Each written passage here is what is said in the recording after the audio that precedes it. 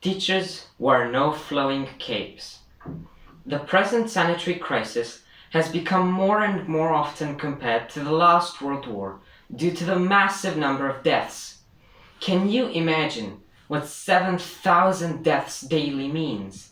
At this pace, my town would be depopulated in 3 or 4 days. Unfortunately, people no longer see these numbers as a tragedy, but as a statistics number. The extraordinary, heroic efforts from the medical staff to save lives are being shadowed by the avalanche of false and malevolent information spreading across the media. They are literally being engulfed by a manipulative, mind-controlling monster turning people against one another. Despite the fact humanity has activated all of its defense mechanisms, the number of victims has continued to rise daily. Why is that? It is because we are not only fighting the virus, but we are also fighting human stupidity and greed. And what do you think is the most efficient solution to combat manipulation? Censorship? Harsher punishments for the people that spread manipulation continuously? No, absolutely not. In my opinion, the most efficient way to fight manipulation is education, and in this field, teachers are the very true heroes. Even their mission is being changed by the pandemic.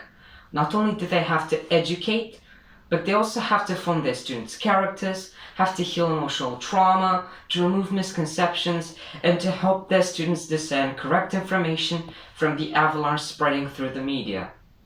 Online school. Was it effective? Has it managed to replace the old school, where physical presence was necessary? These are questions we ask ourselves daily. I say that it has been a very efficient method to continue our studies. However, are teachers really on the same page? Has anyone thought of what efforts they had to put in such a short period of time in order to overcome difficulties regarding lack of infrastructure or of proper software devices? After the online stage, we returned back to our benches. However, we had not returned to normality yet. Because of this, our teachers risked their health and even their lives daily by coming back to work. And there's something more. Let's not forget that besides hospitals, schools have been considered the locations with the highest risk of infection.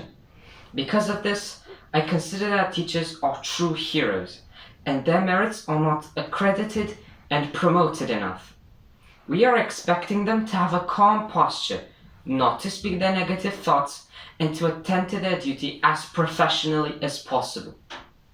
Don't you realize that they are humans as well? They are special, but they are humans.